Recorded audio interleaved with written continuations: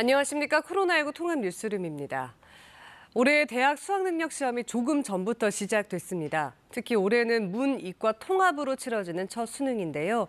취재기자 연결해 보겠습니다. 석희원 기자, 1교시 시험이 시작됐죠? 네, 2022년 대학 수학능력 시험이 오전 8시 40분부터 전국 1,300여 개 시험장에서 시작됐습니다. 현재 1교시 국어 영역 시험이 치러지고 있는데요. 1교시는 10시에 끝나고 2교시 수학 영역은 10시 30분부터 12시 10분까지입니다. 영어 듣기 평가가 이루어지는 오후 1시 10분부터 25분 동안은 항공기 이착륙 등이 금지됩니다. 5교시 한문과 제2 외국어 영역을 선택했다면 오후 5시 45분에 시험이 종료됩니다. 수능출제위원단은 학교교육 정상화에 도움이 되도록 고등학교 교과과정의 내용과 수준에 맞춰 출제했다고 밝혔습니다. 하지만 이미 출제됐던 내용이라도 문항의 형태와 발상, 접근 방식은 변화시켜 출제했다고 설명했습니다. 특히 올해 수능은 처음으로 문과와 이과를 통합해서 치러지는데 국어와 수학 영역이 공통과목과 선택과목 구조로 개편됐습니다. 이에 대해 선택과목의 경우 과목별 난이도의 균형을 맞추도록 노력했다고 밝혔습니다. EBS 수능교재 연계율은 문항수를 기준으로 50% 수준을 유지했습니다. 올해 수능은 지난해보다 16,000명이 늘어 약 51만 명이 응시했습니다. 오늘부터 이번 달 22일까지 문제와 정답의 이의 신청 기간을 거친 뒤 수능 성적은 다음 달 12일 통지됩니다. 지금까지 문화복지부에서 KBS 뉴스 석혜원입니다. 한국과 미국, 일본 외교부 차관들이 미국 워싱턴에서 만났습니다. 회의 직후 미 국무부 부장관은 종전선언과 관련한 세 나라 간 협의에 만족한다는 반응을 내놨는데요. 하지만 당초 예정됐던 한미일 공동회견은 무산됐는데 한일 간 이견 때문인 것으로 전해졌습니다. 보도에 김기현 특파원입니다. 웬디 셔먼 미 국무부 부장관이 종전선언과 관련한 한미일 세 나라의 협의 과정에 대해 만족한다고 밝혔습니다. 셔먼 부장관은 미 국무부에서 개최된 한미일 외교차관 협의회 직후 기자회견에서 관련 질문이 나오자 이같이 답했습니다. The United States is very satisfied with the consultations we are having both with the Republic of Korea and with Japan. 셔먼 부장관은 한일 외교차관들과 협의가 아주 건설적이었다며 앞으로 관련 논의가 계속될 것이라고 설명했습니다. 다만 종전선언과 관련한 구체적 협의 내용이나 결론이 언제쯤 날지 등에 관해선 말을 아꼈습니다. 셔먼 부장관은 또 남중국해 항행 자유를 비롯한 인도태평양 지역의 국제규범을 존중하는 방안 등도 논의했다고 밝혀 사실상 중국을 겨냥하기도 했습니다. 기자회견에는 당초 한미일 세 나라 외교차관들이 함께할 예정이었지만 셔먼 부장관만 참석했습니다. 한일 간의 회담 주제와 무관한 견해차가 있다는 설명이었지만 이견의 구체적 내용은 알려지지 않았습니다. And one of those differences, which is unrelated to today's meeting, has led to the change in format for today's press availability. 미 국무부가 건설적인 3자 협의를 가졌고 종전선언 논의도 만족스럽다는 견해를 내놨지만 공동회견 무산으로 인색한 평가를 받게 됐습니다. 워싱턴에서 KBS 뉴스 김기현입니다. 유엔에서 인권을 담당하는 위원회가 북한의 인권 침해를 규탄하는 결의안을 전원 동의로 채택했습니다. 올해로 17년째인데 지난해에 이어서 코로나19에 제대로 대응할 것을 촉구하는 내용이 담겼습니다. 유엔 총회 본회의에는 다음 달에 상정됩니다. 워싱턴 김양순 특파원의 보도입니다. 유엔 총회 산하 제3위원회가 북한의 인권 침해를 비판하고 코로나19 대응을 촉구하는 내용의 북한 인권 결의안을 통과시켰습니다. 표결 없이 전원 동의로 채택됐고 우리나라도 이에 찬성했습니다. 올해로 17년째입니다. 결의안에는 코로나19로 북한이 국경을 봉쇄해 인도주의적 상황이 악화된 것을 우려하며 제대로 된 대응을 촉구하는 내용이 포함됐습니다. 국제 백신 기구인 코백스와 협력해 적기에 백신을 공급하고 국제단체 직원들의 입국을 허용하고 인도주의 구호물자 수송을 우선시해야 한다는 겁니다. 2014년부터 시작된 책임자 처벌 필요성도 담겼습니다. 유엔 안전보장이사회에서 북한 인권 상황을 국제형사재판소에 회부하고 가장 책임 있는 것으로 보이는 이들에 대해 추가 제재를 고려하라는 권고입니다. 이에 대해 김성 주 유엔 북한 대사는 인권 보호 증진과는 무관한 정치적 책략이라며 단호히 부인한다고 반발했습니다. 김성 대사는 결의안에 열거된 인권 침해는 북한에 존재하지 않는다며 대북 적대시 정책의 결과물이라고 주장했습니다. 이런 가운데 미 국무부는 북한이 종교의 자유를 체계적으로 탄압하고 있다며 21년째 북한을 종교자유 특별 우려국으로 지정했습니다. 이는 무역 제재와도 이어지는 조처입니다. 워싱턴에서 KBS 뉴스 김양순입니다. 코로나19 신규 확진자가 3,000명대를 기록했고 위중증 환자도 500명을 넘어서 안정선을 뚫었습니다. 단계적 일상회복 국면에서 다음 단계로 방역을 더 완화할 건지 아니면 중단하고 비상계획을 실시할 것인지 정부가 매주 위험도 지표를 평가해서 결정하기로 했습니다. 김도영 기자입니다. 코로나19 위험도 평가는 한 주 상황을 보는 주간 평가와 4주간의 상황을 종합 분석하는 단계 평가, 비상계획 시행 여부를 판단할 긴급 평가로 나뉩니다.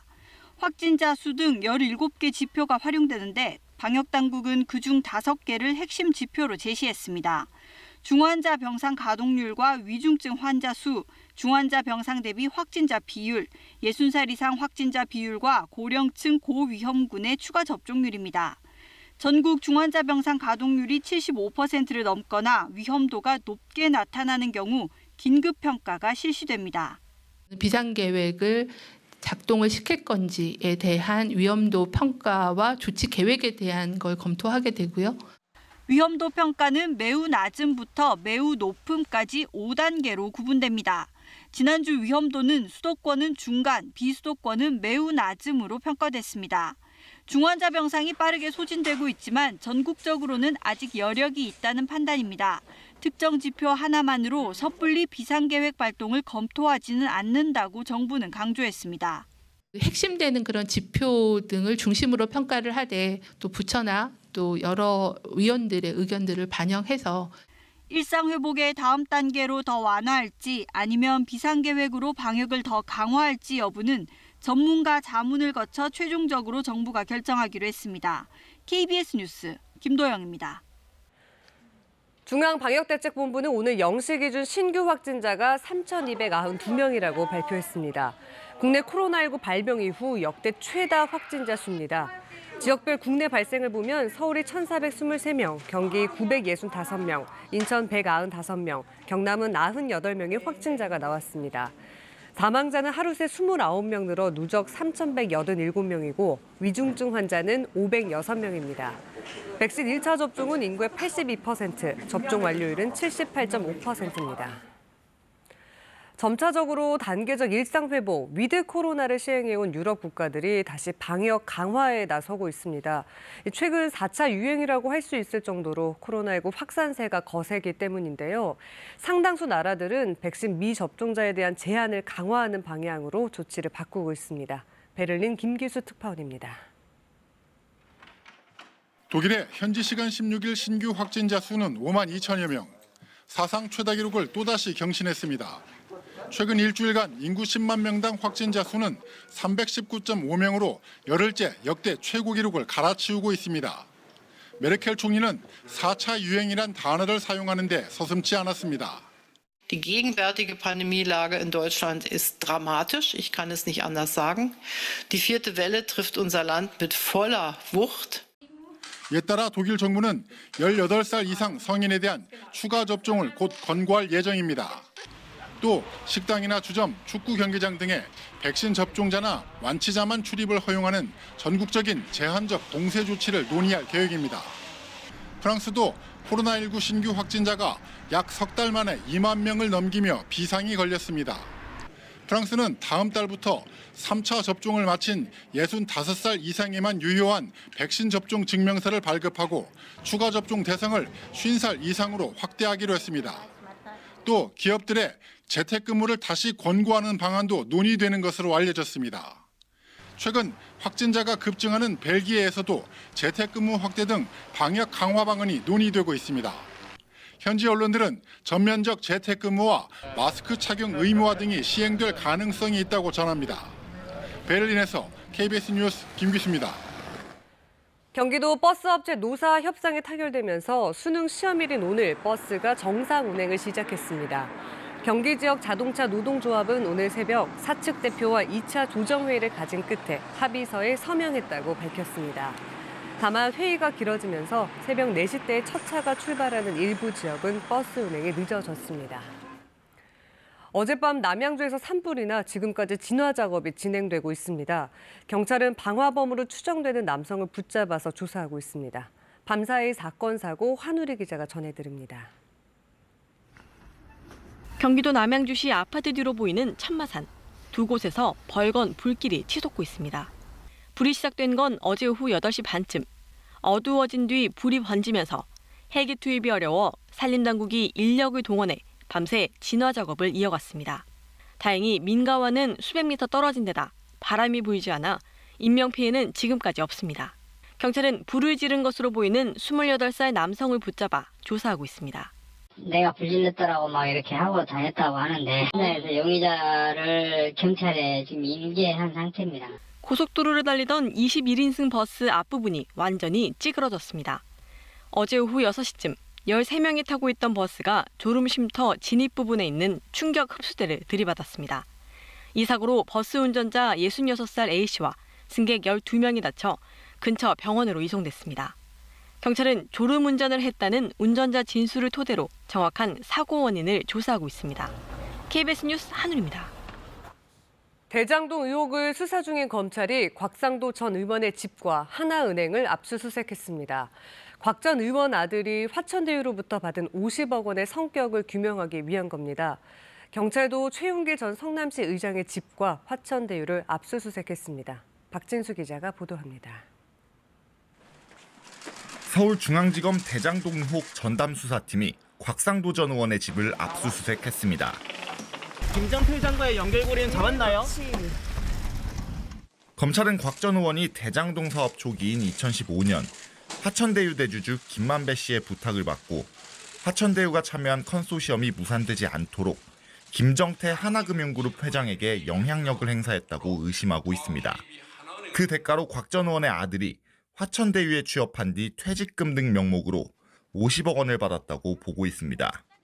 검찰은 이와 관련해 하나은행 본점도 동시에 압수수색했습니다. 부동산 금융부를 비롯해 자금 조달과 심사 담당 부서에서 사업 관련 자료 등을 확보한 것으로 전해졌습니다. 지난달 1일 곽 전 의원 아들 집을 압수수색했던 검찰이 한 달여 만에 다시 압수수색에 나서면서 대장동 사업 관련 로비 의혹에 대한 수사가 본격화된 것으로 보입니다. 경찰도 최윤길 전 성남시 의장의 집과 화천대유 사무실을 압수수색했습니다. 화천대유 부회장을 맡고 있는 최 전 의장은 2013년 의장 재직 당시 대장동 개발의 시발점이 된 성남도시개발공사 설립을 돕고 금품을 받았다는 의혹을 받고 있습니다. 검경은 압수물 분석이 끝나는 대로 각각 곽 전 의원과 최 전 의장을 불러 조사할 방침입니다. 한편 경찰은 의혹의 핵심 인물 중 한 명인 유동규 전 성남도시개발공사 본부장의 휴대전화 분석을 마쳤다며 검찰과 자료를 공유할 예정이라고 밝혔습니다. KBS 뉴스 박진수입니다. 일본에선 열차 자동운전 도입이 본격적으로 추진되고 있습니다. 다름 아닌 인력난으로 인해서 열차 운전사도 부족해지기 때문인데요. 고속열차 신칸센도 처음으로 시험 무인 운전을 진행했습니다. 도쿄 지종희 특파원입니다. 일본의 고속열차 신칸센이 미끄러지듯 플랫폼을 빠져나갑니다. 운전사는 다리에 손을 올린 채 열차를 조종하지 않습니다. 발차, 정차, 속도 조정까지 모두 자동입니다. 운転の操作は一切行っていません. 자동열차 운전장치를 활용한 일본의 첫 신칸센 무인 자동운전 시험. 신칸센 회송 차량 12량으로 5km 구간에서 11일 동안 진행됐습니다. JR 히가시 니온은 운전사가 직접 조정했을 때와 달라진 점 없이 최고 속도도 100km까지 도달했다고 밝혔습니다. 일본의 열차 자동운전 도입은 저출산과 초고령화로 인한 인력난에 대비한 조치로 열차 운전사도 이미 부족할 것으로 예측되고 있습니다. 졸음운전 같은 인적 실수를 줄일 수 있다는 장점도 있습니다. 本当にドライバーレス運転を実現するという意味ではまだ長い道のりがございますのでこれから頑張っていかなければいけないなというところでございます. JR 히가시 니온은 2027년까지 도쿄 일부 구간의 전철과 신칸센 무인 운전을 상용화할 계획이지만 건널목과 정차역의 돌발 사고가 과제로 떠오르고 있습니다. 도쿄에서 KBS 뉴스 지종익입니다.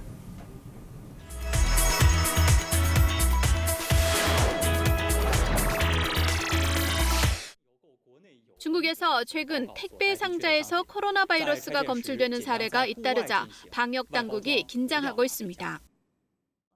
최근 내이멍구에서 베이징 중관촌으로 배달된 택배 상자가 여러 사람을 놀라게 했습니다. 택배 상자에서 코로나 바이러스가 검출됐기 때문입니다. 내이멍구는 얼마 전 관광객들 사이에 코로나가 확산돼 대규모 봉쇄가 이루어졌던 지역이어서 보건당국은 잔뜩 긴장했습니다. 다행히 해당 택배를 만졌던 사람들에 대해 전수조사를 벌인 결과 모두 음성이 나왔습니다. 하지만 코로나 창궐 지역에서 배달된 물품에서 바이러스가 발견된 것은 이번이 처음은 아닙니다. 내이멍구에서는 국경을 접한 몽골발 택배 상자에서 또 해룽장성에서도 러시아에서 발송된 과자 상자에서 코로나 바이러스가 나왔습니다. 那么我们就要求你在这种高中风险地区，那就要停止那个快递的。 방역 전문가들은 또 택배를 받으면 밖에서 개봉하고 외부 포장은 바로 처리하는 것이 좋다고 강조했습니다. 몇 년 전 차세대 여자 스티브 잡스라고 불리며 포브스, 포춘 등 유명 잡지의 표지 모델을 장식했던 엘리자베스 홈즈 씨. 그녀는 미국의 의료 스타트업 테라노스의 창업자인데요. 피 몇 방울만 있으면 에이즈, 당뇨, 암과 같은 질병을 판정할 수 있는 키트를 개발했다고 주장했습니다. So this is the little tubes that we collect the samples in. We call them the nanotainer. 단숨에 수천만 달러의 투자금을 유치했는데 그 가운데는 언론 재벌 루퍼트 머독과 헨리 키신저 전 미국 국무장관 등도 투자자로 참여했습니다. 2015년에는 캘리포니아주에 있는 테라노스 연구실에 당시 조 바이든 부통령이 방문하기도 했었습니다. Talk about being inspired. This is inspiration, man. This is inspiration. 하지만 그녀의 주장은 모두의 열망과는 달리 거짓으로 판명됐습니다. 그녀는 현재 12개의 사기와 사기 음모 혐의로 재판을 받고 있는데요. 유죄가 확정되면 징역 20년형까지 처해질 것으로 보입니다. 남미 페루의 수도 리마의 한 투우 경기장. 코로나19로 멈췄던 투우 경기가 20개월 만에 재개됐습니다. 오랜만에 다시 보게 된 투우사들의 용맹한 모습에 경기장을 꽉 채운 3천여 명의 관중들은 뜨거운 응원과 환호를 보냅니다. Muy duro, sigue siendo muy duro afrontar esta situación, pero contento, ¿no? de ya estar, por lo menos en mi caso, estando en mi profesión. 페루의 투우는 16세기 스페인 정복자들에 의해 시작됐습니다. 정작 스페인에선 투우에 대한 인기가 줄어들었지만 페루에는 여전히 축구 경기장보다 투우장이 더 많을 정도로 대중들의 인기가 높습니다. Es una tradición que se comparte en las familias, ¿no? Y en mi caso proviene de mi familia. Vengo de una familia taurina. 하지만 투우장 앞에서는 투우가 예술도 문화도 아닌 동물에 대한 폭력적이고 시대착오적인 관행이라며 이를 반대하는 시위도 벌어지고 있는 상황입니다. 실제로 지난해에는 투우를 불법화하기 위해 동물보호운동가들이 페루 헌법재판소에 소송을 제기했지만 기각되기도 했습니다. 4년 전 도쿄에 문을 연 반탄 스케이트보드 고등학교입니다. 이 학교 학생 90여 명은 스케이트보드를 현역 프로스케이트 보더들로부터 직접 배웁니다. 뿐만 아니라 스케이트보드 영상 편집과 보드 디자인 등 관련 산업에 특화된 커리큘럼으로도 유명합니다. 프로 선수가 아니더라도 스케이트보드 업계에서 일하며 살 수 있도록 기본 바탕을 다져주는 것이 이 학교의 목표입니다.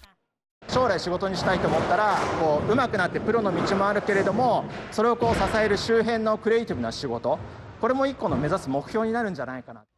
실제로 3학년인 사이토 양은 직접 제작한 스케이트보드 동영상을 인스타그램에 올리면서 화제가 됐고 대형 스포츠 브랜드 모델로 발탁되기도 했습니다. 今までその大会とかイベントとかずっと参加する側だったんですよ。でもちょっとそれを企画側にも回ってみたいな. 학교 측은 사이토 양과 같이 학교 특성을 살린 학생들 가운데 유명세를 타고 있는 경우가 많다고 말합니다. KBS 월드뉴스입니다. 고양시 일산 서구와 김포시를 잇는 다리인 일산대교가 오늘부터 다시 통행료를 물리기 시작했습니다. 통행료 무료화를 위한 경기도의 1, 2차 공익 처분을 법원이 취소한 결과인데 경기도와 인근 지자체는 반발하고 있습니다. 성민수 기자입니다. 경기 고양시 일산 서구와 김포시를 연결하는 일산대교가 오늘 0시부터 다시 통행료를 받기 시작했습니다. 경기도의 공익처분으로 지난달 27일부터 시작된 무료 통행이 20여일 만에 끝난 겁니다. 오늘부터 내는 거라고 생각하니까 당황이 돼가지고 지금 어떻게 되라고 그러지 깜짝 놀래가지고 잘못 들어왔어요. 저 하이패스로 잘못.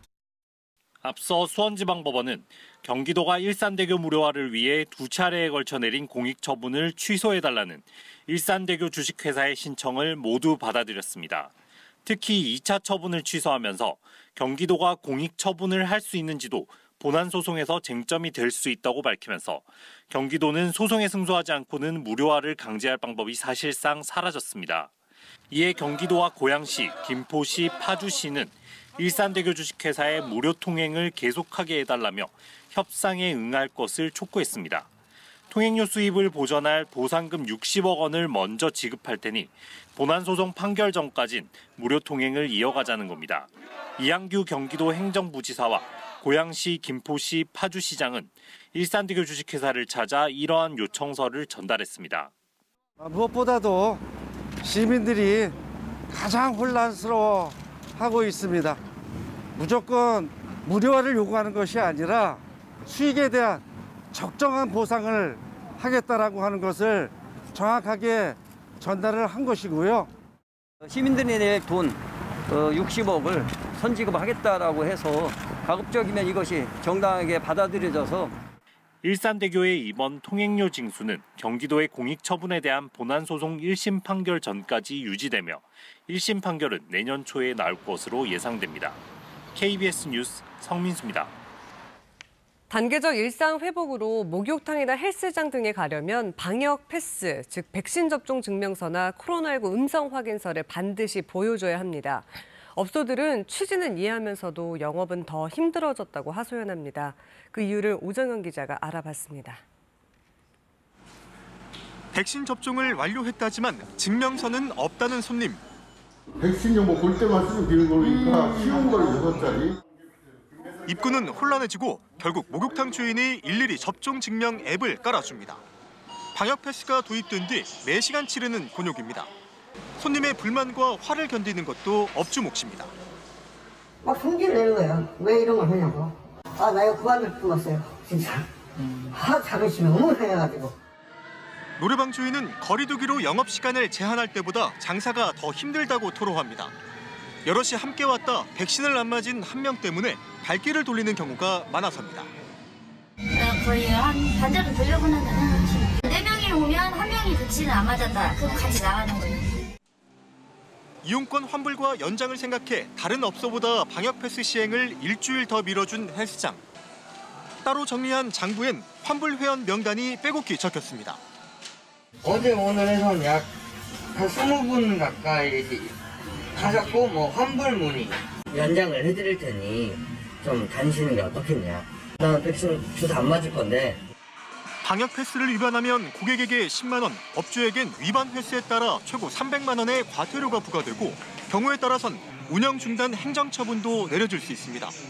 방역당국은 모두의 안전과 백신 미접종자의 감염 전파를 막기 위해선 방역 패스는 불가피한 정책이라며 적극적인 참여를 부탁했습니다. 그러면서 백신 접종률이 더 높아지면 지금의 불편은 빠르게 해소될 수 있다고 강조했습니다. KBS 뉴스 오정현입니다. 단계적 일상 회복에 맞춰 일상이 조금씩 변해가고 있습니다.